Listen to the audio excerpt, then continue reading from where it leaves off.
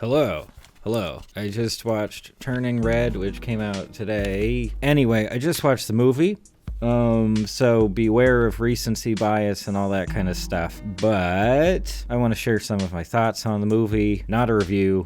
Not what this is. But I just had to talk about it. It's a big Pixar release. You got to talk about those. I'm going to talk about some core elements, the visuals of the movie, and then I'll talk about the story and the writing, which includes discussion of the themes and the messaging of Turning Red. And then I'll end with a few sort of big picture thoughts, and we'll close out from there. If you've been on the internet over the last couple of weeks, or you have been watching TV, anything like that, any place where you would likely be exposed to advertising, you've seen a ton of stuff for Turning Red. I've talked to other people about this, in really weird ways. Some of them are just for the movie itself, your standard, 30-second cut of the trailer or something like that. And then they also did these tie-ins. The big tie-in that stands out to me is one with Mozilla Firefox, which at first I was baffled by. I couldn't wrap my head around why something so big as a Disney Pixar release would have a tie-in with Firefox. But those ads, with the Firefox ads, basically said hey, this is your browser where you're free to be you, which, that ties in heavily with the themes of the movie. Is that a weird approach to saying hey, this browser hasn't been working directly with the Chinese government in terms of data gathering, as far as we know, compared to Google and Chrome, because they've certainly done that. Is it something like that? Because,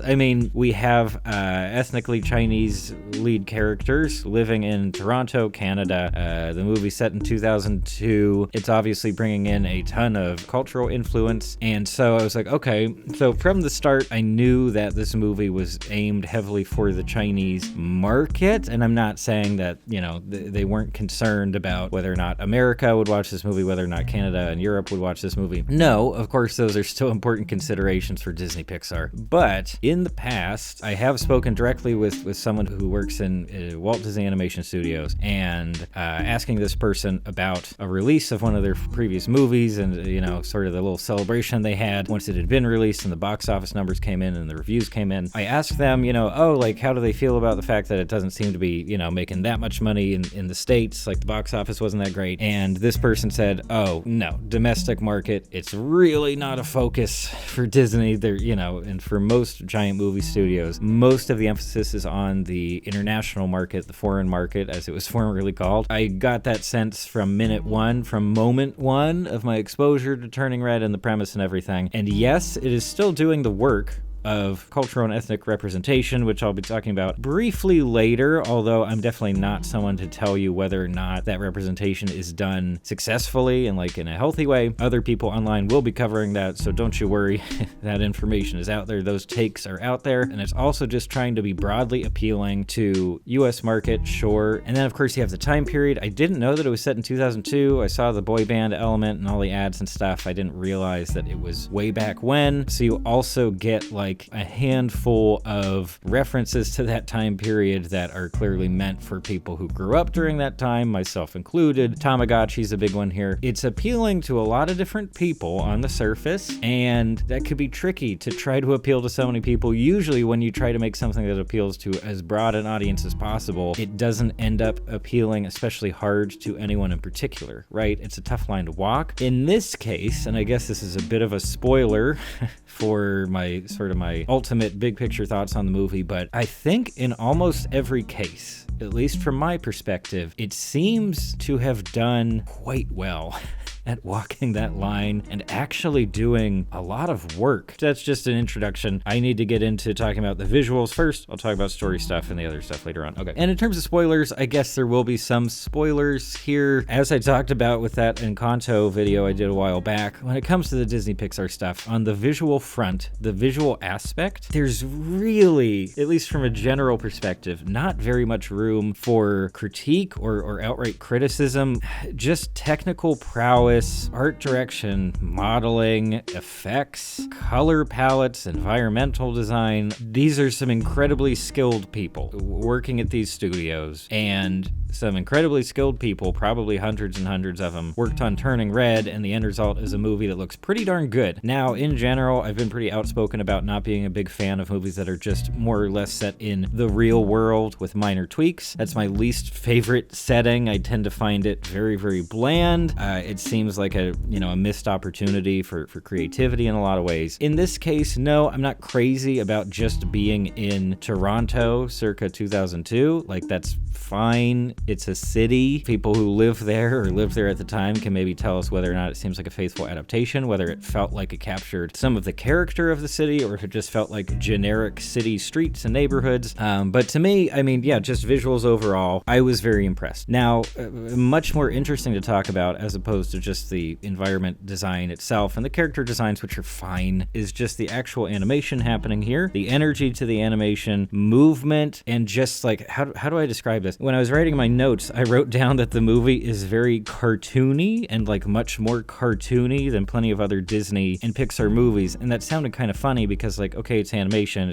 for children mostly. It is a cartoon in essence. So what does that really mean? It's just the amount of exaggeration, I suppose, in character movement. In this movie specifically, I don't know, I was getting hints of like different types of graphica stuff. So like something that will happen in comic books, manga, graphic novels, etc., is that you'll have just surreal elements that are purely there for the sake of visuals. So for example, there's some fourth wall breaking stuff here technically, just a little bit of it, but like our title sequence, quote unquote, is a static shot of Turning Red, the title, which is physical letters in the space, and then our lead character Mei is like posing around the letters, leaning on them, they fall apart at one point. So like, okay, no, we're not supposed to feel like that's actually happening in the world of the movie. This is just a thing for us. She's looking directly at camera. We have these jump cuts. It's stuff like that, and there's actually quite a bit of it, especially in the first act of this movie, I would say. Characters are very posy. We might get these really wild camera angles, fun edits, interesting environment. An environment might just suddenly transition into something completely different, might transition into something surreal. And in fact, there's only one instance where I thought that element was kind of confusing. And this is a spoiler, but there's a very fast cut scene where Mei's mom is very angry and drives her out to a place and does something very dramatic. And everything was shot and staged so dramatically and like animated with such energy and craziness that I was convinced it was just a dream sequence. And I think it's just because it felt so much more crazy than what we had seen in the movie thus far. It happens very, very early on. So it was slightly confusing. So that's one kind of nitpick, I guess, of using that style. But overall, I think it was a great choice. And specifically, I want to say that I would love to see the storyboards for this movie. I would love it. I would love to see the storyboards. Maybe they're out there already. I think it would be a blast just because it's so creative, period. It feels contemporary. It feels quite different from what I assume the boarding is behind plenty of other, even recent Pixar movies. And apparently, director Domi Shi, who directed the short film Bao, which is one of Pixar's probably most famous short films possibly ever. I think it won an Oscar too. Apparently, she worked as a storyboard artist on plenty of Pixar movies. She's also just been at Pixar for many years, but I think that experience as a storyboard artist is a huge benefit when you then step into the directing role for a feature film. I get the sense that there's a really strong vision for the visual identity of this film. It's executed very well as far as I can tell. I'm not a visual arts guy, so I can't speak to this stuff in any real depth, but yeah, like I said, it's snappy, it's posy, tons of energy. But yeah, that's really all I can say about the visuals. Honestly, had a great time with them. And now we need to move on to story and writing in the area of messaging, I suppose, and interpretability of this surface level story, where I feel like it's actually quite successful. Okay, general themes. The first theme, of course, makes it very similar to Encanto, just emotional health and emotional intelligence, self-care. They even allude to self-care like almost immediately in some voiceover from our lead character within the first like minute of the movie. At the end of the movie, they basically just state the theme outright, which is one of my least favorite things, especially the fact that it was done in voiceover. It felt unnecessary, a little bit much. kind of felt like hitting people over the head. Maybe you can just trust your audience to get the themes that you've been communicating throughout. I don't think it's hard to grasp a lot of these themes. What else? I mean, obviously our character is essentially going through puberty, and in certain ways the red panda like persona, the red panda portion of her personal identity is related to the fact that she's, heading into puberty. She's growing up in general, but it's not all about that. I'm sure that some of the trailers kind of implied that would be the core of it, but if anything, it's just this moment as metaphor, for coming to terms with your own identity and trying to defend that identity up against authority figures. And this moves right into messaging. We're like, okay, at the surface level, the core conflict in the movie is between Mei Mei and her mom. The mom is depicted wonderfully as just like this incredibly domineering, over-controlling parent, has these very specific plans for Mei Mei's present and future, and just never lets up. Anytime she kind of steps out of line or tries to do her own thing, no, it's really snapped back. Mei Mei still does her own thing when she's outside of the purview of her mom specifically. But yeah, the core of the conflict is between Mei Mei and her mother. At first, they seem to be character foils for each other, and then towards the end, of course, we get a sense for the fact that the mom has had similar struggles. She kind of had a similar moment when she was growing up and coming to terms with her personal identity, and ultimately decides to take another path. That's surface level, so, for kids watching this who probably aren't going to be looking super deep into it, they can just get that nice, helpful, and healthy message of be your own person, have a good relationship with your parent, guardian, etc., but be your own person, make your own decisions, you know what's best for you, live your own life. Okay, that's fine. So now when we move over into the into interpretation territory, we have stuff like Panda, the red panda, and the transformation of the red panda could also, this is a bit of a reach, I suppose, but we could see it as lining up with an understanding of cultural identity. Right? If your cultural identity doesn't line up with dominant culture, then you could feel like it has to be suppressed. So there's a piece of that here. I didn't feel that very strongly, so that might be me going out on a little bit of a ledge there. But one of the very interesting interpretations, in my opinion here, is the idea of, okay, we have at a very base level a person who has a strong sense of personal identity and doesn't feel comfortable inhabiting that identity fully. And we have an authority figure who is actively trying to suppress and actively trying to shape this other person into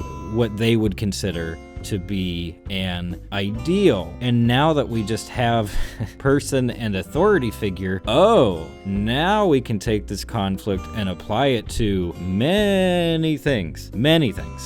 From family to citizen and cop to person and political representation, or person and giant government overlords who are known for being extremely oppressive. And this movie, in my opinion, is aimed at Chinese audiences and also everybody else. Okay, bear with me. And please, if you feel like I'm going too far with this, or like I'm speaking out of turn on behalf of the people behind this project, feel free to yell at me. I won't read the comments anyway, but go ahead. Do you think this might be a subtle but also not so subtle attempt to Trojan horse some not especially radical, but some potentially almost revolutionary messaging into a giant techno dystopia? Do you think it's enough? Am I just way out on a limb that's gonna snap off? Or is this a thing?